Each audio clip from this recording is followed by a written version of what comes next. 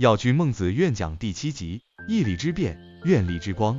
第49讲、第56讲，精选孟子中的辩论篇章与景策对话，剖析义理之争、愿心之纯、君子小人之分，引导愿修者从诱惑中守愿，于利害中发光。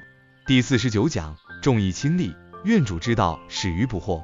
原文片段，孟子曰：非其义而取之，非义也。大白话解读，孟子说，不是合乎义理的东西就不要拿，不管它多诱人，要君愿讲义理。愿修不是逐利之道，而是守义之行。世人求有用，愿主求有光。世人问值不值得，愿主问合不合愿。你的愿若因利益而改，就不是真愿。愿法发愿引导，愿你定下心来分辨，我所求的是愿成，还是成愿的功德？我是否已在不觉间把愿变成了交易？结语发愿句，我愿所取皆合于义，我愿之光不染于利，愿我一念守正，不负初心。第50讲，富贵不能淫，愿行不疑。原文片段，富贵不能淫，贫贱不能移，威武不能屈，子之谓大丈夫。大白话解读，孟子说，真正的君子不会被富贵诱惑，不会因贫贱动摇，也不会被权势逼迫，这就是大丈夫。要君愿讲义理，真正的愿主是肯为众生苦，不因境遇变的修行者。你若能在高处不骄，低处不弃，难处不退，愿道便可长存。你若以愿为命，谁也不能动摇你。愿法发愿引导，愿你立下不动之心，无论未来如何，愿我不改，不退，不散，不负愿名，不失愿行。结语发愿句，我愿不为利动，不为苦屈，愿我所愿，山不移，水不改。第51讲，小人之利，大人之义。原文片段，君子喻于义，小人喻于利。大白话解读，君子明白义理，小人只关心有没有好处。要君愿讲义理，愿修之人不该用对我有没有好处来衡量愿行，而应问这是否合于度生，契于本愿。愿不是筹码，不是交换，不是报偿，而是一念清净大悲。愿法发愿引导，愿你在每次选择前都先问一句，此行合愿吗？若合意，不问利；若违愿，不取一毫。结语发愿句，我愿不为小利所惑，不为私欲所趋，愿我一愿之发，皆合于天意大道。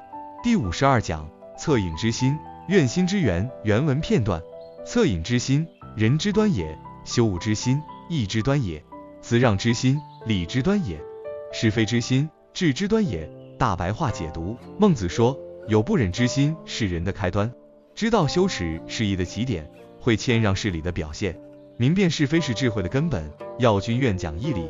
你若问我是否适合修愿，那我问你，你是否曾看见痛苦而心中刺痛？你是否曾面对不义而生羞愧？这就是你的愿光在动。愿主不在天上，不在经历，就在你的每一个善心反应中。愿法发愿引导，愿你守住这些出光之芽，用愿力灌溉它们，使它们成为引领你走向法界的愿树。结语发愿句，我愿以四心为根，长愿之林，愿我微光不灭，终成愿道。第53讲，义者愿古，利者愿富。原文片段，舍生而取义者也。大白话解读，宁可舍去生命，也要坚持义理。要君愿讲义理，你若真发愿救度众生，就要知道，愿是一场献身，不是一场享乐，你必须做好准备。若愿要你苦一程，你是否愿意不回头？愿法发愿引导，愿你愿行的根是我愿众生离苦，而不是愿我获得光环。若愿如谷，义即为髓；若利为本，愿中成空。结语发愿句，我愿以义为愿骨，以光为愿血，愿我愿身真实不腐，愿心永恒不灭。第54讲，施而不忘报，愿无求自珍。原文片段，施惠而不忘报，谓之仁。大白话解读，给人恩惠却不期待回报，这才是真正的人心。要君愿讲义理，你发愿接引一个众生，他回不回来你这儿不重要，你讲一场愿经，有没有人听懂不重要，重要的是你愿真，你光出。愿法发愿引导，愿你愿中无所求，愿修最大的自由，是我愿如此，与众无涉，这才是无染无碍的清愿之道。结语发愿句，我愿施愿不求回报，愿我所愿不为求应，只为真诚。第55讲，君子义以为上，小人利以为先。原文片段，君子之于物也，亦至于取焉。大白话解读：君子在处理万事时，总是优先考虑是否合乎义理。要君愿讲义理，愿主处事，不以我想要什么为先，而是此事和愿否，义重否。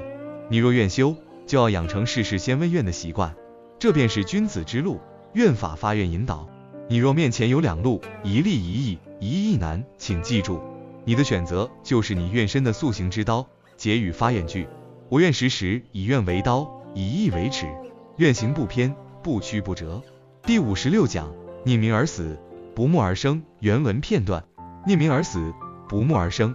大白话解读：宁可发生抗争而死，也不愿沉默苟活。要君愿讲义理。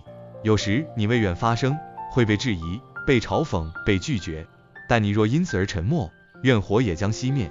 你若真是愿主，就要敢讲，敢走，敢担，哪怕孤独，哪怕无人信。愿法发愿引导。愿你不因众生不和而闭口，不因外界不应而息心。你不是等别人理解你，你是来唤醒他们。结语发愿句：我愿为愿而明，不为沉默而活。愿我愿生，破业之境，响彻愿界。